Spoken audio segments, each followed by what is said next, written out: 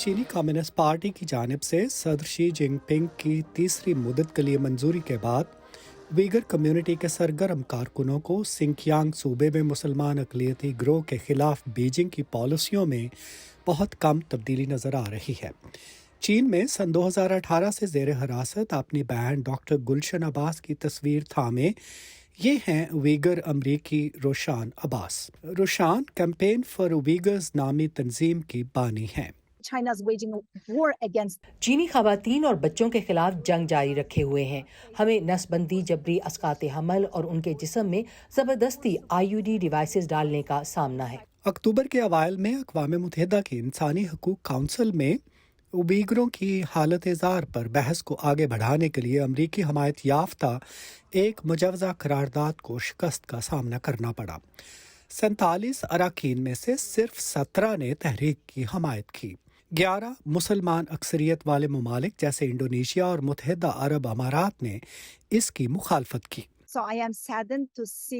मुझे इंडोनेशिया समेत कुछ ममालिक को देखकर दुख हुआ जिन्होंने इस बहस के खिलाफ वोट दिया कि वीगर और दीगर तुर्क मुसलमानों जैसे उनके साथी मुसलमान भाइयों और बहनों के साथ क्या हो रहा है। इंडोनेशिया ने चीन के उस नुक्ताए नज़र को दोहराया कि अमेरिका और दीगर मगरबी ममालिक की तरफ से वसी पैमाने पर हमायत याफ्ता ये करारदाद चीन के अंदरूनी मामलात में मुदाखलत की कोशिश थी।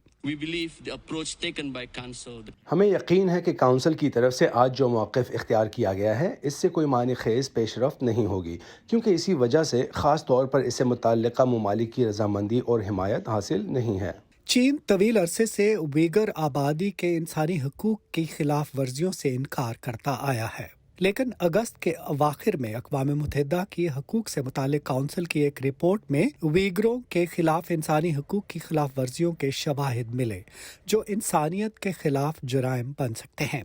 इन इल्ज़ामात को मुस्तरद करने के लिए चीन ने अक्सर इंडोनेशिया के सहाफ़ियों और मुसलमान रहनुमाओं को सख्त निगरानी में सूबा सिंकियांग के रियासती दौरों के लिए भी मदऊ किया है, लेकिन कुछ लोगों ने इंडोनेशिया की हुकूमत के मौक़िफ़ पर मुल्क की पार्लियामेंट में सवाल उठाए हैं, जिनमें इंडोनेशियन रुकन पार्लियामेंट सुकामता ईवान में खारजा पॉलिसी कमीशन के रुकन हैं।